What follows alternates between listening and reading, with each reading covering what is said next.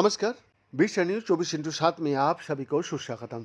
दोस्तों, आज गुजरात, पंजाब, पश्चिम बंगाल और केरल का 5 विधानसभा सीटों पर उपचुनाव के लिए मतदान सुबह 7 बजे से शुरू हो गया है। सभी निर्वाचन क्षेत्र में मतदान की तैयारियां पूरी कर लिया गया। मतों की गिनती 23 जून को होगी। निर्वाचन क्षेत्र की सीमित संख्या के बावजूद ये चुनाव सत्तारूढ़ एनडीए और विपक्षी भारत ब्लॉक दोनों के लिए महत्वपूर्ण है, क्योंकि इनमें प्रमुख स्थानीय मुकाबला और गठबंधन की गतिशीलता पर ध्यान केंद्रित किया गया है। गुजरात में 2 विधानसभा सीटों जूनागढ़ जिले की विसावदर और मेहसाना जिले की कड़ी के लिए मतदान हो रहा है। मतदान सुबह 7 बजे शुरू हुआ और रात 8 बजे तक चलेगा। राज्य सरकार ने दोनों निर्वाचन क्षेत्रों में सार्वजनिक अवकाश घोषित किया है। प्रत्येक सीट पर कुल 294 मतदान केंद्र बनाया गया है और मतदान इलेक्ट्रॉनिक वोटिंग मशीन के जरिए कराया जा रहा है। केरल की नीलाम्बूर निर्वाचन क्षेत्र में उपचुनाव राज्य की अगले विधानसभा चुनाव से 1 साल से भी कम समय पहले हो रहा है। ये सीट 2 बार के विधायक पीबी अनवर का कांग्रेस में शामिल होने के बाद खाली हुई थी, जिन्हें पहले वामपंथियों का समर्थन प्राप्त था और बाद में उन्होंने निर्दलीय के रूप में चुनाव लड़ने का फैसला किया।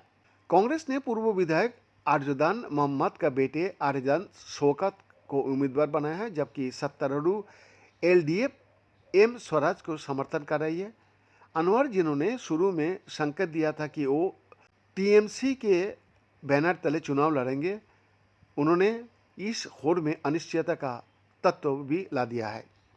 वनंत लोकसभा क्षेत्र में स्थित नीलाम्बूर, जिसका प्रतिनिधित्व वर्तमान प्रियंका गांधी वड्रा कर रही है, दोनों गठबंधनों के लिए एक उच्च दांव वाला युद्ध क्षेत्र बन गया। पश्चिम बंगाल में नदिया जिले की कालीगंज विधानसभा सीट पर उपचुनाव के लिए मतदान जारी है। मतदान सुबह 7 बजे शुरू हुआ और शाम 5 बजे तक चलेगा।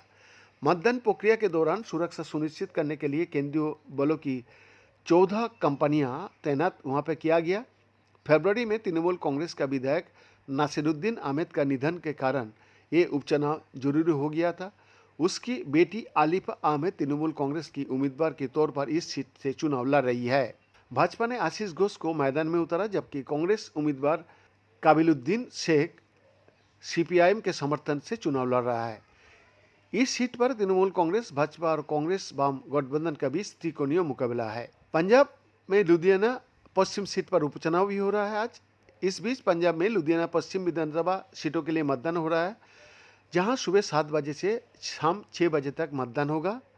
जनवरी में आप विधायक गुरप्रीत बरसी गोगी के निधन के बाद ये सीट खाली हो गई थी। बेन का एक्सक्लूसिव रिपोर्ट, 20 न्यूज 24/7 रांची।